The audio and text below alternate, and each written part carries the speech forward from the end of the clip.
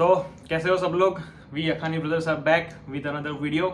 और आज हम इंडिया और बांग्लादेश के बीच के चैंपियंस ट्रॉफी वाली मैच की बात करेंगे, लेकिन उसके पहले वीडियो को लाइक कीजिए, वीडियो को शेयर कीजिए और हमारी चैनल दी अखानी ब्रदर्स को सब्सक्राइब कीजिए। तो पापा ने अपने छोटे बेटे को हरा दिया है। पोते को, छोटे बेटे के भी बेटे को, मतलब हम पापा लोगों के लिए हमारी औलाद भी गंदी और उनकी भी औलादें गंदी। मतलब पाकिस्तान तो हगीरा है, बांग्लादेश ने भी वही काम किया है, वही हुआ। सूरज क्या कहना चाहेगी इस मैच के बारे में? मैच देखा जाए तो एक तरीके से देखा जाए तो वन साइडेड ही था। वो तो बांग्लादेश ने बीच में थोड़ी पार्टनरशिप बना दी, उसकी वजह से थोड़ा गेम थोड़ा बैलेंस हो गया। लेकिन यस, इंडिया ने टॉस जीत के आई थिंक बांग्लादेश ने टॉस जीत के बैटिंग ली और हमारी पहले बॉलिंग थी। और सबसे पहले बॉलिंग की बात करूँ तो शमी, सब लोग बोल रहे थे कि भाई इंजर्ड है, इंजरी से वापस आ रहा है तो कैसा बॉलिंग करेगा, लेकिन पूरे लय में दिख रहा था। उसकी पहली ही ओवर जो गिरी है, उसने 3 बॉल जो उसने सटीक गुड लेंथ पे डाले और चौथा बॉल अंदर आया और सौम्य सरकार का इनसाइड एज लेके विकेट। ठीक है, और आई वाज सरप्राइज कि अर्शदीप सिंह को नहीं खिलाया गया, हर्षित राणा को खिलाया गया था। लेकिन हर्षित राणा ने भी बहुत अच्छी बॉलिंग की। ठीक है, और 35 पे 5 हो गई थी। That shows our bowling attack, the quality of the bowling attack. ठीक है, शुरुआत से शुरू करें तो विकेटें गिरना शुरू ही हो गई, बांग्लादेश को कहीं लय मिली ही नहीं। ठीक है, सो या अवर ओपनिंग स्पेयर एंड खास करके जो हमारे फास्ट बॉलर थे एकदम स्पॉट ऑन थे। ठीक है, आपका क्या कहना है? मतलब टॉस हारकर इंडिया को पहले गेंदबाजी मिली, राइट। तो सबने यही सोचा था कि पहले तो इंडिया का आईसीसी टूर्नामेंट में दुबई में इतना अच्छा रिकॉर्ड है नहीं, और सेकंड इनिंग्स में खेलते खेलते इंडिया ने हमेशा वहाँ पे मतलब कोलैप्स ही किया। सो सबको लगा कि बांग्लादेश यहाँ कैपिटलाइज कर सकता है, लेकिन जिस तरह हमारी बॉलिंग रही, हमने इनिशियली मतलब उनकी बैकबोन ही तोड़ दी 35/5 पे। शौमी सरकार, सैंटो, ये अच्छे प्लेयर्स से सबको आउट कर दिया। उनके पास इस बार मोहम्मदुल्लाह था नहीं, मतलब मिडिल ऑर्डर में सबको ऐसा लग रहा था कि वो बैठ ही जाएगी। 7वीं ओवर अक्षर पटेल को दी स्पिनिंग में, उसने आके ही 2 बॉल में विकेट ली। हैट्रिक वाला बॉल था, वो फील्डिंग ऐसे करी थी जैसे टेस्ट मैच चल रही हो, और अक्षर पटेल ने एकदम परफेक्ट बॉल डाला हैट्रिक पे, और रोहित भाई के हाथ से छूटा कैच। वो छूटते ही वो पीछे गए, उसने जमीन पे 3-4 ऐसे हाथ से फटके मारे। आज भी खड्डा मौजूद है। इंडिया पाकिस्तान की मैच के दौरान आपको देखा जाएगा। हैट्रिक का कैच छोड़ दिया, हैट्रिक का कैच छोड़ा, अपोलोजाइज किया उसने, लेकिन हैट्रिक का कैच छोड़ दिया। लेकिन वही अक्षर पटेल ने बहुत अच्छी बॉलिंग की। ठीक है, उसने पहली विकेट ली और दूसरी विकेट फिर आया वो उसका मुशफिकर रहीम। 2.5 फुट की टेढ़ी मेढ़ी सुत्तर फेणी आई।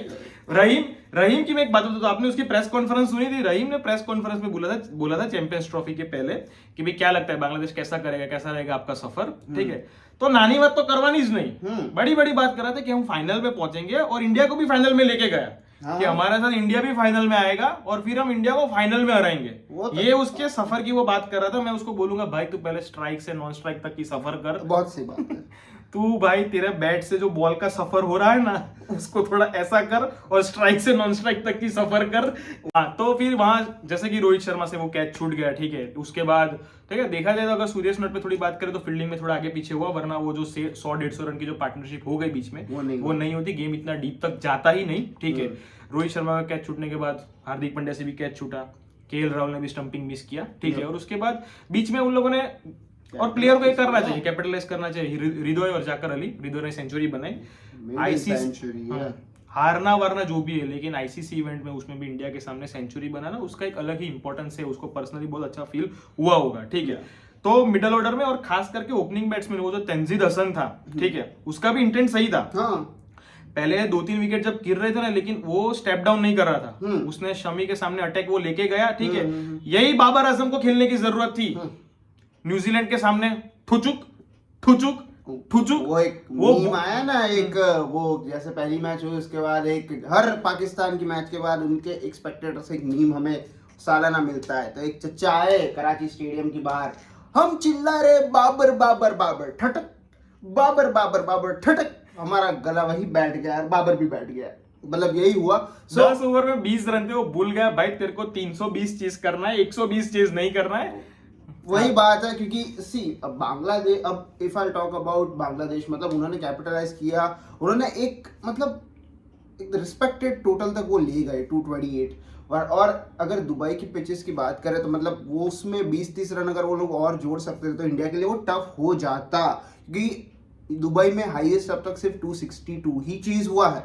मतलब एनी 30-40 रन ऊपर नीचे और एक बड़ा टोटल हो सकता है। सो इंडिया को यहाँ पे अपनी फील्डिंग पे और काम करने की जरूरत है, क्योंकि ये तो बांग्लादेश है।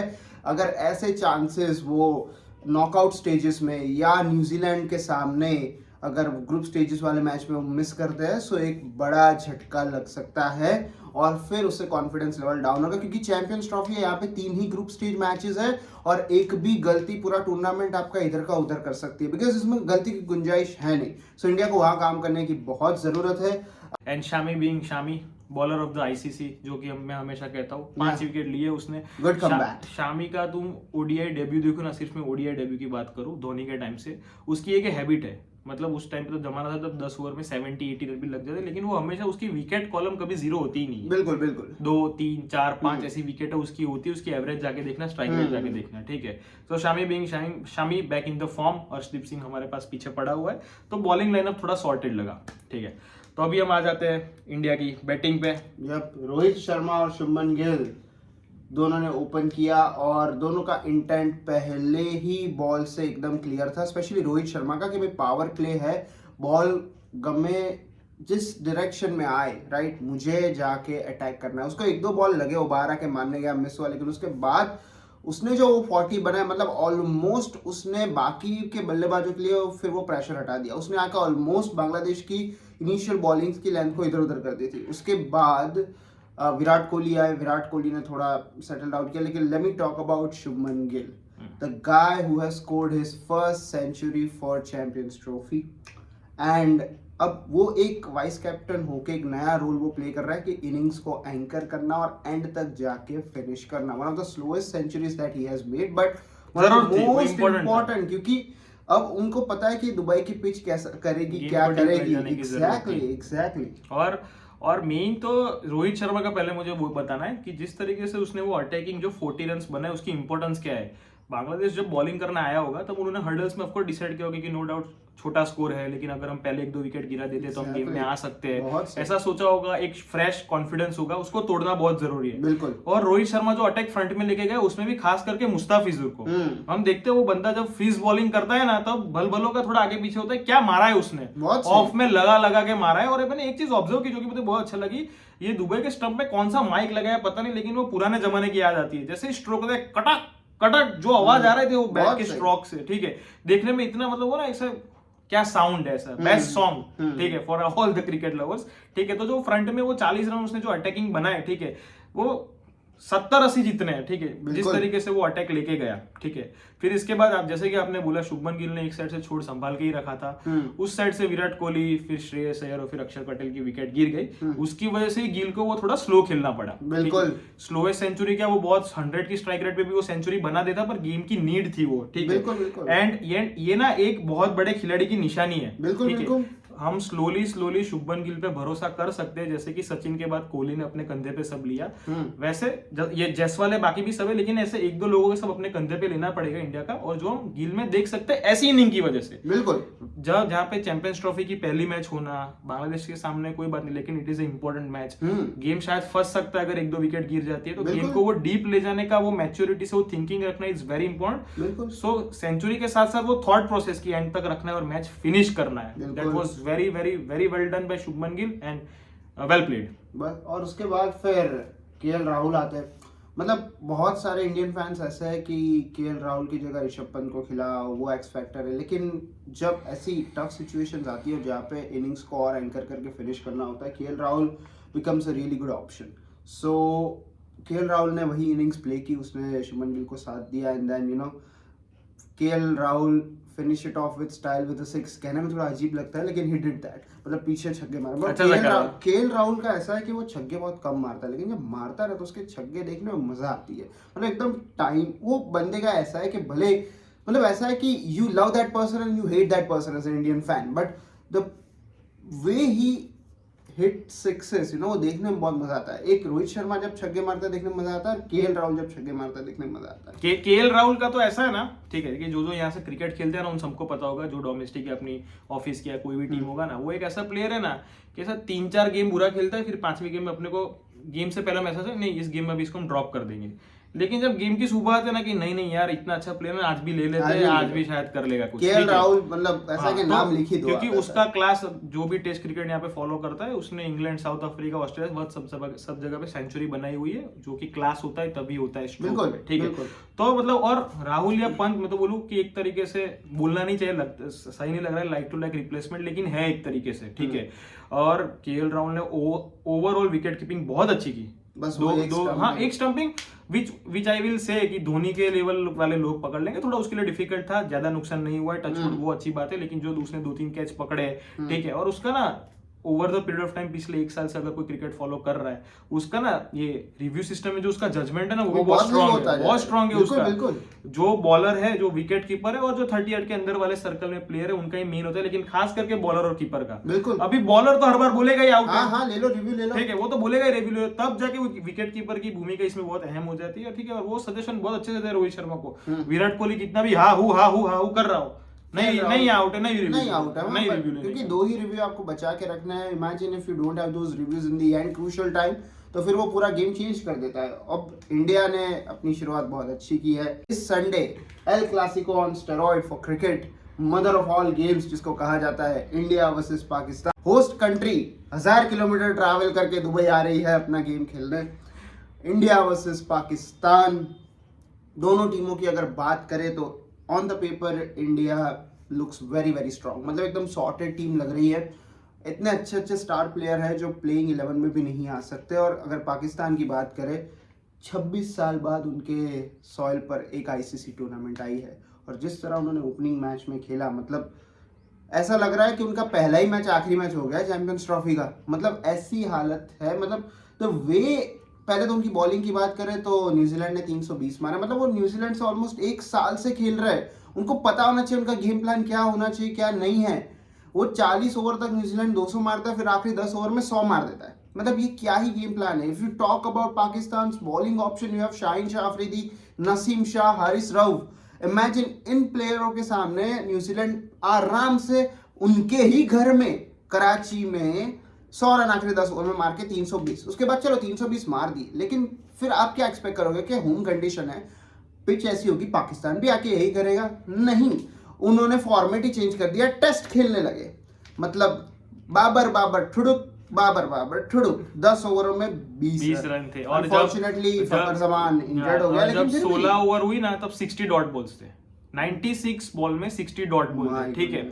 और जैसे कि आपने बोला कि इंडिया में सारे स्टार प्लेयर्स हैं, जो कि प्लेइंग 11 में भी जगह नहीं है, और पाकिस्तान में उल्टा है, स्टार प्लेयर्स बाहर निकल रहे हैं। एक फकर जमान ही है, ठीक है, जो कि ऐसा नहीं इंडिया के खिलाफ हिस्ट्री है, ठीक है, वो प्लेयर ही इतना सेल्फलेस है ना, और अग्रेसिव प्लेयर है। बिल्कुल। न्यूजीलैंड के सामने इंजर्ड होने के बावजूद उसका ही सिर्फ इंटेंट दिख रहा था, हाँ, भले कि आके तो 320 चेस करने का है, ठीक है। और याद करो उसकी 2023 की वर्ल्ड कप वाली इनिंग जो उसने न्यूजीलैंड के सामने ही खेली थी, बिल्कुल उसकी रेप्लिका कर देता अगर शायद ये पूरा इंजर्ड ना होता और सामने की छोर से उसको अच्छे से उसको साथ मिला होता। अब ठीक है, फकर जमान रूल्ड आउट हो गए चैंपियंस ट्रॉफी से, Yes. और अब इमाम उल हक, जो मुझे इतना नहीं लगता कि ये है। और अब ठीक है, ऐसा नहीं, ठीक है, आफ्टर ऑल अगर मैं सब कुछ साइड में रख के एकदम न्यूट्रल पर्सपेक्टिव सब कुछ फिल्टर हटा के देखूं ना, तो पाकिस्तान लग ही नहीं रहा है इंडिया को हरा सकता है। सो मैं बोलूंगा अपसेट है। बिल्कुल बिल्कुल, ये 50-50 के, जैसे कि इंडिया ऑस्ट्रेलिया गेम में कैसे बोलते हैं, हाँ ऑस्ट्रेलिया भी जीत सकता है, इंडिया भी जीत सकता है, यहाँ पे पाकिस्तान का जितना अपसेट है। बिल्कुल, अगर पाकिस्तान जीत जाती है तो it is one of the biggest victory of last 10 years in one day format, I must say, because ये नन टू पॉसिबल हुआ है। मतलब ऐसा था कि 2017 की चैंपियंस ट्रॉफी की फाइनल भी ऐसी ही थी, और अब ये मैच, मतलब इसमें ऐसा है कि इट इज लाइक इंडिया पे ये है कि भाई वो किसी भी तरह हार ही नहीं सकता है। Imagine India winning this match and Pakistan knocked out of Champions Trophy on their home soil, मतलब वापस 1000 किलोमीटर ट्रैवल करके वापस जाए, तब तक तो वो चैंपियंस ट्रॉफी से बाहर ही हो गए। सो ये मैच एक्साइटिंग तो रहेगा, क्योंकि इंडिया पाकिस्तान साल में एक ही बार होता है जब आईसीसी टूर्नामेंट्स आती है तब। सो मज़ा तो आएगा, लेकिन there could be a chance like 2023 world cup, ये वन साइडेड हो सकता है। लेकिन कुछ भी करो, देखने में मज़ा आएगा। और मेरा प्रेडिक्शन ये है कि अगर टॉस जीत के इंडिया बैटिंग करती है तो इंडिया ऐसी दुबई की वेरिएशन वाली पिच पर भी 300 प्लस आराम से मार सकती है, if they play all the cards correctly, और पाकिस्तान को वो तंग कर सकती है। सो मेरे हिसाब से तो इंडिया को बैटिंग ही करनी चाहिए, and then they have set Pakistan to chase, क्योंकि पाकिस्तान चेजिंग में क्रम्बल कर देता है। So, यस वो तो सही है। पाकिस्तान इंडिया पाकिस्तान की मैच का प्रेशर कभी हैंडल नहीं कर सकता है, नहीं कर पाता है, क्योंकि जो कि बहुत सरप्राइजिंग है। उनके लिए नथिंग टू लूज सिचुएशन है हर बार। पिछले 10 साल से उनके लिए हारने के लिए क्या ही है। इंडिया पे इतना ओनस होता है, हम बीसीसीआई का इतना पावर दिखाते, कोहली, रोहित शर्मा, इन सब के इतने बड़े बड़े नाम होते, they have nothing to lose and this time as well. एक मैच हारने के बाद तो हर तरीके से नथिंग टू लूज है। वो ना बीच में खड़े हो, हर जगह सब कुछ है, जहां मारो लगने ही वाला है सबको, ऐसी सिचुएशन में, लेकिन फिर भी प्रेशर में वही लोग आ जाते हैं। बिल्कुल ठीक है, और ब्लेसिंग इन डिस्गाइज है उनके लिए कि होम सोइल पे मैच नहीं है, वरना क्राउड निकलने ही नहीं देगा उनको बाहर। ठीक है, लोग सोच रहे हैं ना कि भाई इंडिया वाला अगर पाकिस्तान जाएगा तो ग्राउंड से होटल तक कैसे पहुंचेंगे, वो ज्यादा पाकिस्तान वालों को टेंशन है। बिल्कुल अच्छा, वो ब्लेसिंग इन डिस्गाइज है कि होम सोइल पे मैच नहीं हो रही है पहली मैच हारने के बाद, क्योंकि दूसरी हारने के बाद स्टेडियम में ही आग लगा देंगे ये लोग, इनको बाहर ही नहीं निकलने देंगे। पहले बोलेंगे कि विराट भाई और ये लोग, आप लोग निकले, हम आपको बहुत प्यार करते हैं, आप निकले, हमें इनकी क्लास लेनी है, आओ अब एक एक करके। सो पाकिस्तान क्रिकेट के लिए ये मैच काफी इंपॉर्टेंट है, क्योंकि if we talk about the latest ICC tournament before this 2024 T20 world cup में भी पाकिस्तान पहले ही स्टेज से बाहर हो गई थी, यूएसए से हारी थी, जिन्होंने कितने करोड़ों सालों बाद बैट पकड़ा था, और इंडिया से भी हारी थी, 120 नहीं चेस कर पाई थी। और imagine Pakistan losing this Sunday to India and again knocked out from the first round of Champions Trophy on the edge a host. So ये काफ़ी क्रूशियल मैच होगा, देखने में मज़ा आएगा, and my prediction is that India gonna win it very very very easily. And उसके बाद तो फिर पाकिस्तान के लिए ख़त्म है, फिर तो कुदरत का निज़ाम भी उनको नहीं बचा सकती। यस वही होगा इंडिया पाकिस्तान में, जैसे कि आई थिंक पूरे वर्ल्ड का ही प्रेडिक्शन यही है, इंडिया ही जीतेगा। ठीक है, एंड यस मैं भी ये मानता हूँ बहुत कन्विंसिंग है, बहुत इजी विन होगी अपने लिए। ठीक है, एंड या we will get the second 4 point, और मुझे लगता है बाद में न्यूजीलैंड बांग्लादेश को हरा देगा, फिर और इंडिया न्यूजीलैंड और बांग्लादेश पाकिस्तान दोनों अपराजिक मैच बन के रह जाएगी। ठीक है, कि कौन अभी टॉप फिनिश करेगा, कौन लास्ट फिनिश करेगा। इमेजिन अगर पाकिस्तान कुछ भी तरह ये मैच जीत जाती है, तब फिर थोड़ा इंटरेस्टिंग हो सकता है। फिर क्या डायरेक्शन होगी, फिर पाकिस्तान इसको अपना रिवाइवल समझेगा और इंडिया इसको अपना डाउनफॉल समझेगा, क्या लगता है? नहीं, इसमें अपना डाउनफॉल या रिवाइवल की बात नहीं है। ठीक है, लेकिन हाँ अगर पाकिस्तान जीतता है ना, तो उन्होंने कल कुछ बहुत ही इतना एक्स्ट्राऑर्डिनरी परफॉर्मेंस कर दिया होगा ना, तभी वो जीत पाए ऐसा लग रहा है। ठीक है, तो यस ऑफ कोर्स उनकी वाहवाही बहुत होगी। ठीक है, ऐसे नहीं कि यार पहले बुरा बोल दिया और फिर अच्छा खेला, इसलिए क्योंकि वो लोग उनको करना ही कुछ ऐसा पड़ेगा जी। और मैं नहीं मानता कि उसमें इंडिया का कुछ डाउनफॉल हो जाएगा। ठीक है, हम अभी भी 2021 में भी हम हारे ही थे उनके सामने, नो डाउट वो अच्छा नहीं था, लेकिन हम पाकिस्तान के सामने एक बार हार चुके हैं। ठीक है, so I don't think it will be a downfall, लेकिन हाँ हमारे लिए जर्नी थोड़ी टफ हो जाएगी, क्योंकि फिर न्यूजीलैंड के सामने वो हो जाएगा एक तरीके से क्वार्टर फाइनल जैसा मैच हो जाएगा कि जीतना ही पड़ेगा। एंड न्यूजीलैंड हमको हमेशा आईसीसी इवेंट में प्रॉब्लम करता है। ठीक है, ये हिस्ट्री होती हुई आई है, और न्यूजीलैंड हमको क्या आईसीसी इवेंट में पता नहीं उनके अंदर का क्या शेर है या क्या जाग जाता है। ठीक है, जैसे कि ये पाकिस्तान और न्यूजीलैंड की जो मैच हुई मिडिल ऑर्डर में, जो न्यूजीलैंड ने खेला ना, मेरे को देख के ऐसा लगा कि यार ये सेम ना 2023 में इंडिया को खेलना चाहिए था मिडिल ऑर्डर, कि हमने 2023 की फाइनल में हमसे क्या गलती हुई, खास करके कोहली और राहुल से, कि यार हमने एक दो ले में इतने दब गए ना कि 35 ओवर मारना शुरू करेंगे या 40 ओवर से मारना शुरू करेंगे। पीछे सूर्य कुमार यादव है, तो ना आगे मारा ना पीछे मार पाए वो लोग। ठीक है, हम वहां पे हमारे गेम दब गया।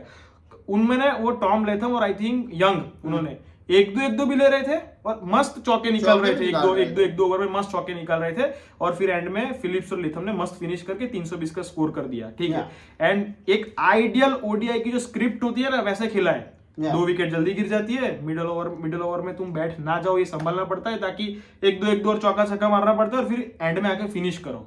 ठीक है, और पहली गेम में ये करना, यानी कि उनकी प्रेपरेशन दिख रही है बिल्कुल एकदम सटीक और एकदम फ्रेश, एंड वो न्यूजीलैंड है, उससे तो भाई वो है। तो आई होप कि कल जो आप बोल रहे हैं ऐसा कुछ हो नहीं, रिवाइवल डाउनफॉल की ओर हम जाए ही नहीं। ठीक है, इंडिया पाकिस्तान को हरा दी और ये चीज खत्म हो जाए, पूरा का पूरा पूरी की पूरी ट्रॉफी आ जाए दुबई में, फिर हम दुबई में आराम से खेलेंगे सेमीफाइनल एक लाहौर में होने वाली है, कोई बात नहीं, पर हालांकि फिर पूरी ट्रॉफी एक तरीके से देखा जाएगा भी दुबई में आ गई। बिल्कुल। मिलते हैं कल मैच के बाद, तब तक लाइक करें, शेयर करें और हमारी चैनल को सब्सक्राइब करें। Thank you so much, guys. Thank you.